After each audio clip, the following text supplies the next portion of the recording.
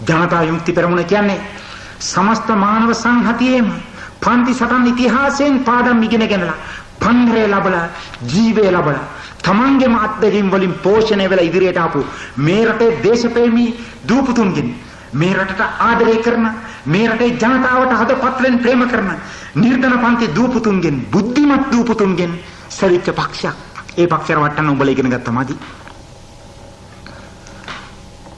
උඹලා සේවය කරන ඉන්දියා අධිරාජ්‍යවාදීන් ඉගෙන ගත්තමදි. කිසි කෙනෙකුට බැහැ රවට්ටන්න. ඒ උඹලාගේ ලනු අපි කන්නේ නැහැ. ඊළඟට කියන්න ඕන අපි පක්ෂයක් අපිට ආයුධ නැහැ. අපි ආයුධ තවම අතට ගත්තේ නැහැ. තවම. නමුත් අපිට අතට ගැනීමට අයිති අපි අපේට තියාගන්නයි. අපේ ආරක්ෂාවට ආත්ම ආරක්ෂාවට. උඹලා අපිව මර්ධනය කරන නිසා. ඊළඟට නීති විරෝධීව මර්ධනය කරන නිසා. මේ රට උඹලා නීති විරෝධීව පාවලා දීපු නිසා. මේ රට උඹලා නීති විරෝධීව බලේ ඉන්න